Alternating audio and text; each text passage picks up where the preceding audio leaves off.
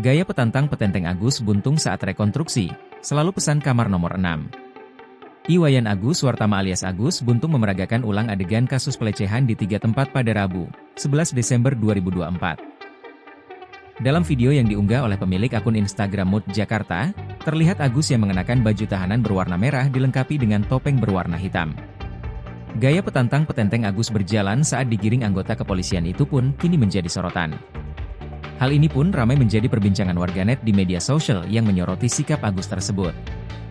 Sebelumnya, penjaga Nanges Homestay Iwayan Kartika mengakui tersangka Agus sering membawa perempuan yang berbeda ke tempatnya itu.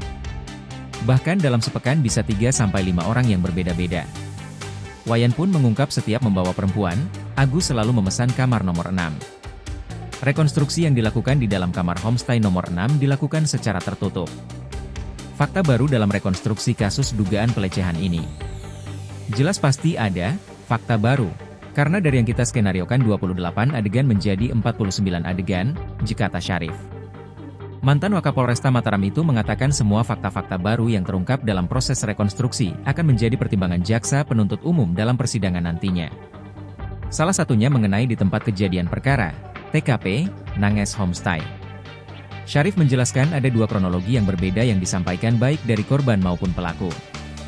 Rekonstruksi dilakukan mulai dari Taman Udayana sebagai lokasi pertemuan pertama Agus dengan korban. Dalam reka adegan tersebut, tersangka dibonceng menuju ke Nanges Homestay yang lokasinya tidak jauh dari Taman Udayana. Sebelum menuju ke homestay juga terjadi kesepakatan antara korban dan pelaku, yakni terkait siapa yang akan melakukan pembayaran kamar homestay. Setelah berbincang, akhirnya disepakati korban bersedia membayar kamar. Adegan selanjutnya yakni korban yang melakukan pembayaran ke pemilik homestay. Kemudian Agus dan korban diarahkan menuju kamar nomor 6.